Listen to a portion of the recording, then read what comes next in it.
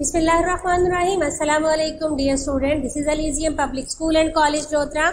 I am Mrs. Shazia Askar teaching you the subject of English. Dear students of class 10th, we have started unit number 4. First chapter name is First Aid. Dear student, हम first aid के कुछ paragraph सारे chapters की हम Urdu translation और word meanings और synonyms कर चुके हैं. आज हम मूव करेंगे यूनिट नंबर 4 एक्सरसाइज पे. लेक्चर नंबर है 19. यूनिट नंबर 4 का सबसे पहले question answers given within the lesson. एक ही क्वेश्चन पूछा गया है within the lesson. Question है what is the importance of knowledge of first add. First aid के नॉलेज की इम्पोर्टेंस क्या है. तो फर्स्ट एड की नॉलेज की इंपॉर्टेंस हमने पहले पैराग्राफ में पढ़ी थी कि फर्स्ट एड का नॉलेज जो है वो आपको बड़े कॉन्फिडेंस के साथ इमरजेंसीज या क्राइसिस को मैनेज करने का हौसला या ट्रेनिंग देता है. The knowledge of first aid is very important. First aid का नॉलेज बहुत ही इंपॉर्टेंट है as it help us to manage crisis, क्योंकि ये हमें हंगामी सूरत हाल को संभालने में मदद देता है विद ग्रेट कॉन्फिडेंस, बड़े ही खुद एतमादी के साथ. फर्स्ट एड का इल्म इसलिए अहम है कि हमें खुद एतमादी के साथ हंगामी सूरत हाल को संभालने में मदद देता है. अगर हम फर्स्ट एड जानते हैं तो हम थोड़ा रिलैक्स होके उस चीज को विक्टिम को उससे बचा पाएंगे, और अगर हम फर्स्ट एड नहीं जानते, हम खून बहता हुआ देख के खुद ही घबरा जाएंगे, तो बीमार या मरीज जिसको फर्स्ट एड की जरूरत है उसका नुकसान ज्यादा होगा. अब हम मूव करते हैं एक्सरसाइज की तरफ. Question answer the question from exercise. Question number 1, You should not keep checking if the bleeding has stopped. Why? आपको ये बार बार चेक नहीं करना कि आया खून का बहना रुक गया है या नहीं. क्यों नहीं करना है?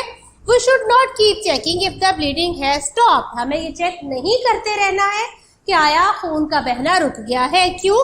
Because it may damage the clot. क्योंकि ऐसा करना उस खून के लौथड़े को नुकसान पहुंचा सकता है. दैट हैज फॉर्म, जो जख्म के ऊपर बन गया है, and block the blood flow, और जिसकी वजह से खून का बहना रुक गया है. हम बार बार ये चेक देखने के लिए कि आया खून का बहना रुक तो नहीं गया, हम उस जख्म को नहीं देखेंगे, क्योंकि अगर हम बार बार जख्म को देखेंगे तो जो खून का लौथड़ा ऊपर बना था जिसने खून के बहाव को रोक दिया था वो अपनी जगह से हिल जाएगा और खून का बहना दोबारा शुरू हो जाएगा.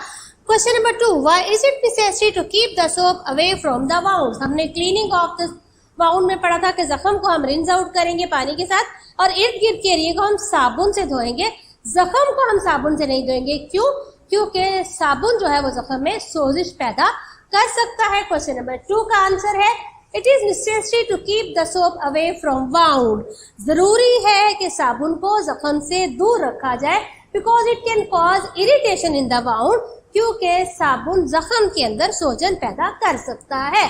Question number 3, how is it an antibiotic cream और ointment good in healing the wound. Antibiotic ointment या क्रीम में जख्म को मुंदमिल करने में कैसे मदद देती है. तो पहले भी हमने पढ़ा कि एंटीबायोटिक क्रीम जख्म को मुंदमिल नहीं करती बल्कि जिस्म की मदद करती हैं नेचुरल जो हीलिंग का प्रोसेस है उसको तेज करने में. Use of antibiotic cream is good as it फास्टन्स the bodies natural healing process. Body के अंदर नेचुरल हीलिंग का प्रोसेस है. जख्म कट लगे जहां पे हमारे टांके भी अगर हमें लगाने पड़े तो बॉडी खुद हील करती है. बाहर से हमें उसके ऊपर गोश्त या कोई चीज जोड़ना नहीं पड़ता है. बॉडी के अंदर नेचुरल हीलिंग का प्रोसेस है, खुद हील करती है, चीजें हील नहीं करवाती. तो फिर एंटीबायोटिक्स का क्या काम है? 2 काम है. एक तो ये जख्म को जरासीमों से बचाती है, दूसरा ये जख्म को नरम रख के जिस्म के अमल को, नेचुरल हीलिंग के प्रोसेस को तेज कर देती है. Number 4, What should you do if you are allergic to adhesive material used in most bandages? Bandages में चिपकने वाला मटेरियल होता है. अगर आपसे उसको एलर्जी है, आपको उस मटेरियल से एलर्जी है, तो आपको क्या करना चाहिए?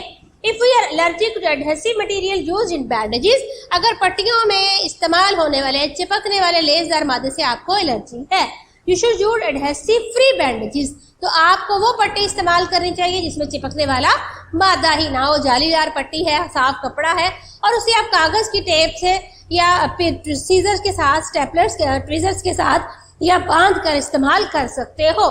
Question number 5, why do you need to see the doctor.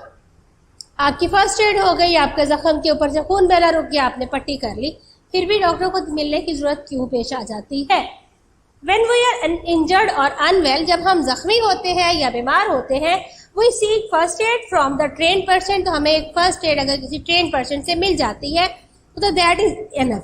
But after first aid, लेकिन फर्स्ट एड के बाद भी we should see the doctor, हमें डॉक्टर को मिलना चाहिए।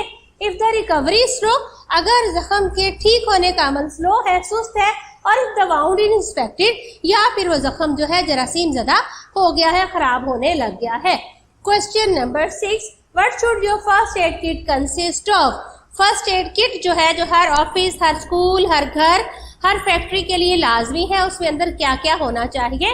तो बेटा हमने इसके 11 हेडिंग्स के तहत पढ़ी थी चीजें, वही है first aid kit should consist of. First aid kit में कंटेन करना चाहिए फर्स्ट एड की book, plasters, elastic bandages and gauzes, adhesive tapes, antiseptic wipes and cotton wools, safety pins और tweezers, scissor, latex gloves, calamine lotion, thermometer and analgesic tablets. ये सारी चीजें एक first aid kit में मौजूद होनी चाहिए और फर्स्ट एड किट आपके पास असेसेबल जगह पर होनी चाहिए। Thank you very much dear student. इसके बाद हम अगला पोर्शन करेंगे एक्सरसाइज का। टिल देन अल्लाह हाफिज।